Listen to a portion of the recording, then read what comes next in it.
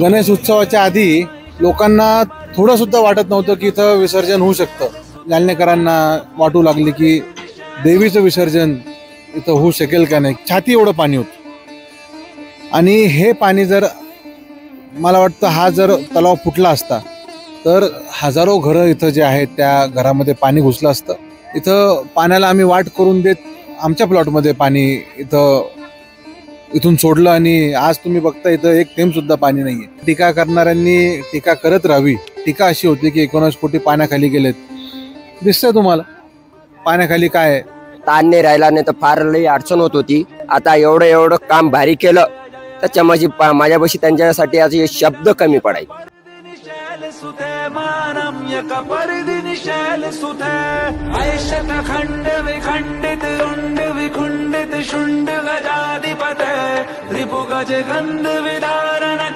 नमस्कार मित्रांनो, गेल्या 2 आठवड्यापासून जालन्यामध्ये अतिवृष्टी झाली होती. त्याच्यामुळं जो विसर्जन कुंड निर्माण झालेला आहे मोती तलाव येथे, तेथे इतकं पाणी साचलं होतं म्हणजे मोतीबाग आणि विसर्जन कुंड हे जवळपास लेवल झालेलं होतं.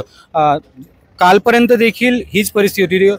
आपण जर बघता इकडे व्हिज्युअल्समध्ये सध्या सर्व पाणी त्यांनी बाजूला केलेलं आहे आणि इथं व्यवस्थितरित्या आज देवींचं विसर्जन करण्यात येत आहेत.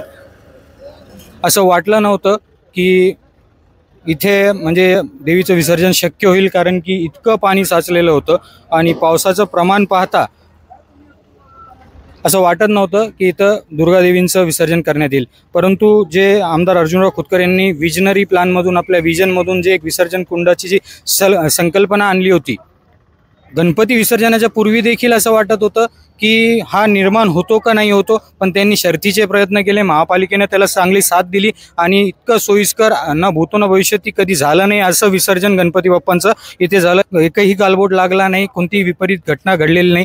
आणि तसंच आता आपल्याला पाहायला भेटतंय. कालपर्यंत इथं सगळं पाणी साचलेलं असताना समस्त जालनेकरांना असं वाटत होतं की आता नेमकं देवींचं विसर्जन कसं करावं. आपल्यासोबत सगळी माहिती देण्यासाठी अभिमन्यू खोतकर आहेत. दादा, कालपर्यंत अशी परिस्थिती होती की मोतीबागान हे सगळं लेवल झालेलं होतं आणि वाटत नव्हतं की हे पाणी आता नेमकं कुठं सोडावं, कारण सगळीकडे पाणी झालेलं होतं. तर काय नेमके प्रयत्न घेण्यात आले. आपण इथं जवळपास दिवसभरापासून इथं आहेत विसर्जनासाठी, तर काय परिश्रम घेण्यात आले की हे सगळं सोयीस्कर व्हावं. तुम्हाला थोडंसं मी मागं घेऊन जातो. गणपती विसर्जन तर एकदम व्यवस्थित निर्विघ्नपणे पार पडलंच, पण गणेश उत्सवाच्या आधी लोकांना थोडं सुद्धा वाटत नव्हतं की इथं विसर्जन होऊ शकतं, पण आपण केलं, करून दाखवलं. गणेश विसर्जन एकदम व्यवस्थित पार पडलं. नवरात्राच्या मधात जोरदार असा पाऊस जालन्यात मराठवाड्यात पडला. त्याच्यात मोतीबागमध्ये एवढं पाणी जमलं. तलावाचं पाणी, हे पाणी तुम्ही जे सगळं बघू शकता ते एकत्र झालं आणि अशी शंका जालनेकरांना वाटू लागली की देवीचं विसर्जन इथं होऊ शकेल का नाही किंवा देवीच्या विसर्जनाला काही विघ्न येतील का नाही. पण सांगताना आनंद होतो. खोतकर साहेबांनी शर्थीचे प्रयत्न केलेत. महापालिकेने, प्रशासनाने चांगले प्रयत्न केलेत आणि आजपासून हा कुंड पुन्हा विसर्जनासाठी खुला करण्यात आलेला आहे. आपण जिथं सध्या उभा आहोत तिथं छाती एवढं पाणी होतं आणि हे पाणी जर मला वाटतं हा जर तलाव फुटला असता तर हजारो घरं इथं जे आहेत त्या घरामध्ये पाणी घुसलं असतं. कमरे एवढं पाणी प्रत्येक घरामध्ये गेलं असतं. आणि प्रशासनाला मदत म्हणून बाजूला आमचा एक प्लॉट आहे. खोतकर साहेबांनी तो प्लॉट खुला करून दिला आणि हितलचं जे सगळं पाणी आहे इथं पाण्याला आम्ही वाट करून देत आमच्या प्लॉटमध्ये पाणी इथून सोडलं आणि आज तुम्ही बघता इथं एक थेंब सुद्धा पाणी नाही आहे.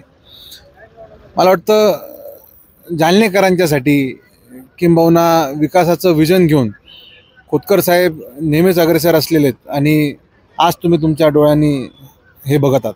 जसं एक काही दिवसांपूर्वी जे पाऊस झाला त्याच्यामुळे अशी परिस्थिती जालन्यात निर्माण झाली होती. त्यातल्या त्यात विसर्जन कुंड जे नुकतंच बनलं होतं, तर टीका पण हे होत होती की 19 कोटी जवळपास पाण्यात बुडले की काय, तर त्याच्याबद्दल आपण काय सांगणार. वाटतं टीकेकडं फारसं लक्ष आम्ही देत नाही. टीका करणाऱ्यांनी टीका करत राहावी आणि आम्ही काम करत राहावं. आमचं एकच ध्येय आहे की जालन्याचा विकास कसा आपल्याला करता येईल ते आम्ही बघतोय. टीका करणाऱ्यांचं कामच आहे टीका करणं, त्यांनी ते करत राहावं, आम्हाला त्याशी काही दुमत नाही.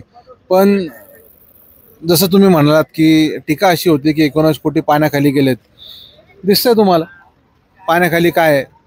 मला वाटतं विकास हाच एक अजेंडा आमचा आजपर्यंत राहिलेला आहे आणि इथून पुढं विकास हाच अजेंडा आमचा राहणार आहे. खूप खूप धन्यवाद दादा. खूपच सुंदर आपण कार्य केलं ना. भविष्यात देखील जालनेकरांसाठी असंच काहीतरी वेगळं विजनरी प्लॅन्स आपल्याला बघायला भेटतील. एकूणच जर आपण बघितलं इथं जी सध्या परिस्थिती आपण पाहताय की इतकं व्यवस्थितरित्या इथं देवींचं विसर्जन पार पडलंय. काल रात्रीपर्यंत असं वाटत नव्हतं की ह्या विसर्जन कुंडामध्ये विसर्जन होऊ शकतं, कारण जवळपास 4-5 फूट जी त्याची लेवल आहे त्याच्यावर पाणी इथं होतं. इथं सगळे भाविक देखील आलेले आहेत.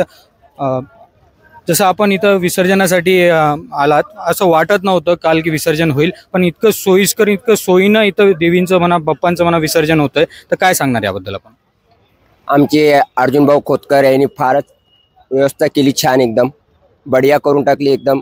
आता आम्हाला काही ते तर ताण नाही राहिला, नाही तर फार लई अडचण होत होती विसर्जनच्या टायमाला.